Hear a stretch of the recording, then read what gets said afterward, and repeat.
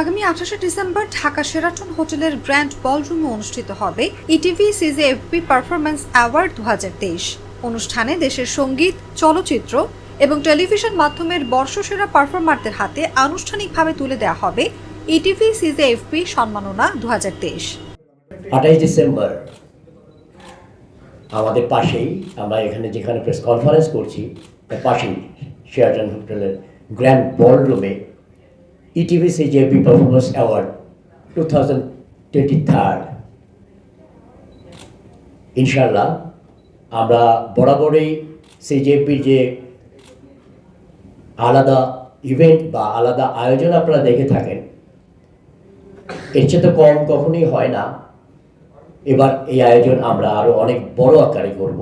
গতকাল রাজধানীর একটি অভিজাত হোটেলে আয়োজিত সংবাদ সম্মেলনে কালচারাল জার্নালিস্ট ফোরাম অব বাংলাদেশের সভাপতি এনাম সরকার এসব তথ্য জানান। এছাড়াও গত 15 বছর সাংস্কৃতিক আগ্রাসনের কারণে আমাদের সংস্কৃতির বিকাশ ঘটেনি উল্লেখ করে 21 টিভির চেয়ারম্যান ও সিইও আব্দুস সালাম বলেন, বিগত 15টি বছর সাংস্কৃতিক আগ্রাসনের মাধ্যমে আমরা আমাদের এই সাংস্কৃতিক জগৎটা তেমনভাবে বিকশিত হতে পারেনি। সেটা সর্বক্ষেত্রে। একটা জাতিকে ধ্বংস করতে গেলে তার সাংস্কৃতিক কৃষ্টি এগুলোকে আগে ধ্বংস করতে হবে।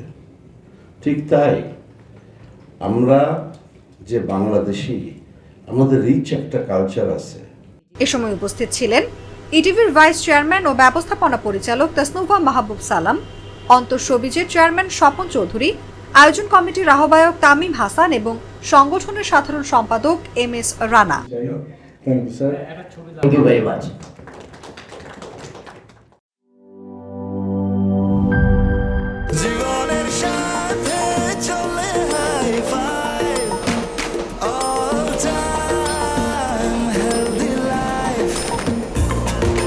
জার্নিতে স্বাস্থ্যকর all time family cake, all time healthy life.